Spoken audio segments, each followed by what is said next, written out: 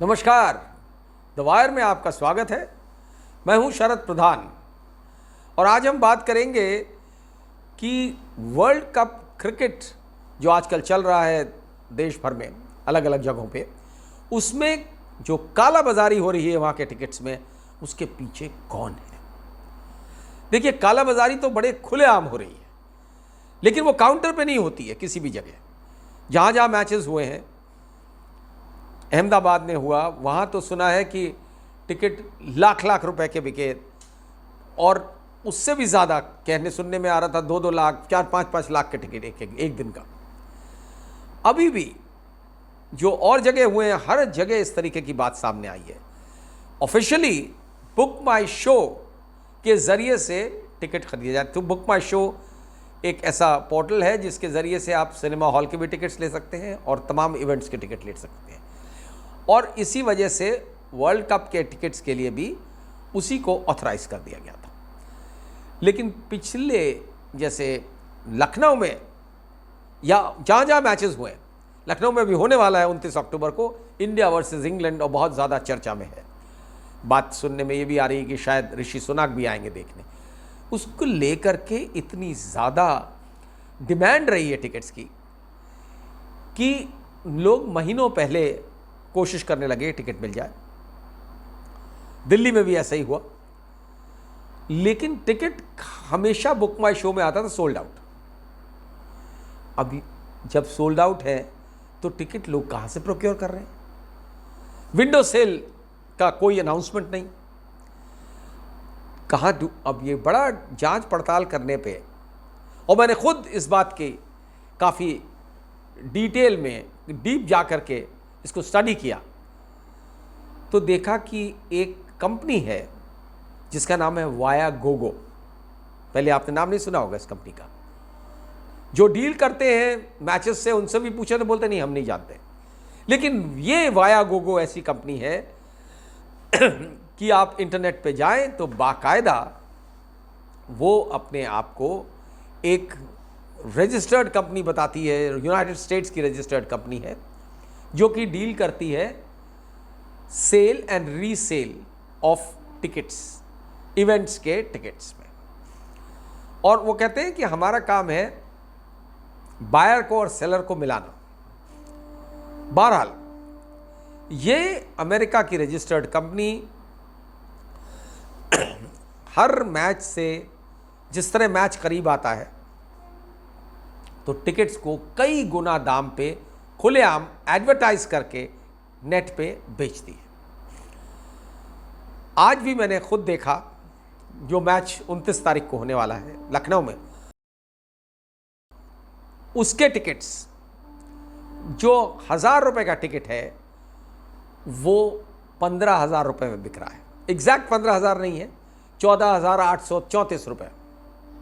वो वजह क्या है? राउंड ऑफ नहीं है, क्योंकि उसमें वो लिख रहे हैं the ticket price includes tax and booking fee also, यानी convenience fee, and but does not include delivery charges, ये लिखा हुआ है। ये भी बड़े मजे की बात है। ना तो ये वायागोगो कंपनी इंडिया में कहीं पे रजिस्टर्ड है, ना उसका कहीं पे कोई ऑफिस है, ना कोई उसका एजेंट है यहाँ। तो ये किस बात का ये टैक्स चार्ज कर रहे हैं? जीएसटी में रजिस्टर्ड नहीं है कहीं पे भी इंडिया में। तो डबल तरह की चोरी है। एक तो 15 गुने दाम पे आप टिकट बेच रहे हैं, और दूसरा उस पे जो टैक्स पड़ना चाहिए, जो सरकार को जाना चाहिए, वो भी नहीं जा रहा है। कितने करोड़ों की लूट है ये भगवान जाने, लेकिन कहीं से किसी के कान में जू नहीं रेंग रही। जिससे भी आप पूछिए, किसी ने इस कंपनी का नाम नहीं सुना है, और उसके बावजूद ये टिकट्स खुलेआम मिल रहे हैं। ये तो हुई 1000 रुपए के टिकट की बात। जो उससे ये सबसे ऊपर वाला स्टैंड है, जो सबसे दूर है, वो आपको लगभग 15,000 रुपये मिल रहा है। उससे थोड़ा नीचे उतर आइए तो जो स्टैंड्स हैं वहाँ के टिकट 20,000 से लेकर के 40,000 तक के, और बढ़िया टिकट्स आपको चाहिए तो वो 90,000 रुपये तक की। बॉक्स वगैरह क्या है, सोल्ड आउट। जो और वीआईपी गैलरीज हैं वो सोल्ड आउट लिखा हुआ है। तो ये हो क्या रहा है? ये इसमें सरकारें क्यों शांत है ये समझ में नहीं आता। किसी भी स्टेट में जहां ये मैचेस हुए हैं और आगे होने वाले हैं, किसी भी गवर्नमेंट ने इसको जानने का प्रयास नहीं किया कि टिकट्स क्यों नहीं अवेलेबल हैं। आम आदमी धक्के खा रहा है, जहाँ जाता है विंडोज़ खुली नहीं है टिकट्स के लिए, जो स्टेडियम्स है वहाँ पे, और बुक माई शो पे बीच बीच में एक फुलझड़ी के तौर पे सेल खोली जाती है, और सेल खुलते ही आधे पौन घंटे में ख़त्म हो जाती है। जिन लोगों ने दरियाफ्त करने की कोशिश करी, बीसीसीआई से कोई जवाब नहीं मिलता है। जो क्रिकेट स्टेडियम के लोग हैं उनका कहना है कि साहब हम क्या कर सकते हैं, हमारे कंट्रोल में तो कुछ है नहीं, ये तो आईसीसी कंट्रोल करता है, और आईसीसी अपने तरीके से वो टिकट्स रिलीज कर रहा है बुक माई शो पे, उतने बिक जाते हैं। अब आप वो नहीं मिल पाए तो उसमें हम क्या कर सकते हैं। कितना कन्वीनियंट हो गया है ये एक रैकेट को लेजिटिमेसी देना। लेकिन ये नहीं समझ में आता कि कोई भी गवर्नमेंट अभी तक चेती क्यों नहीं है इस बात से, जबकि ये आम चर्चा में है। अखबारों में खबरें बहुत कम आई हैं इसको लेकर के, लेकिन ये वाया गोगो की जो एग्जिस्टेंस है इसके बारे में किसी अखबार में कोई डिटेल्ड स्टोरी नहीं आई है। और ये कंपनी तमाम जगह से पूछने के बाद भी पता लगा कि गवर्नमेंट को भी इसकी कोई जानकारी नहीं। और जो ये रीसेल कर रही है टिकट्स बाकायदा खुल के, वो कम से कम उत्तर प्रदेश में बैंड है by an act of the state government. UP का एक बेटिंग एक्ट है, उसमें कोई भी एंटरटेनमेंट इंक्लूडिंग स्पोर्ट्स का टिकट जो है वो रीसेल नहीं किया जा सकता। वो कानूनन जुर्म है रीसेल करना टिकट, लेकिन बिक रहा है। ये क्यों हो रहा है? इसमें यूपी गवर्नमेंट के वो डिपार्टमेंट्स जो इससे डील करते हैं वो भी नहीं बॉदर्ड, उन्होंने कोई प्रयास नहीं किया इसको ढूंढने का। क्यों नहीं हो रहा है?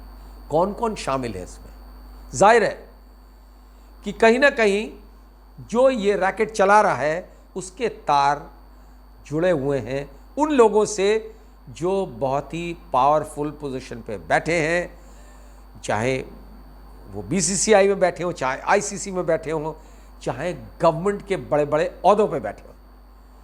वरना कोई वजह नहीं थी कि इस रैकेट को पकड़ा ना जा सके।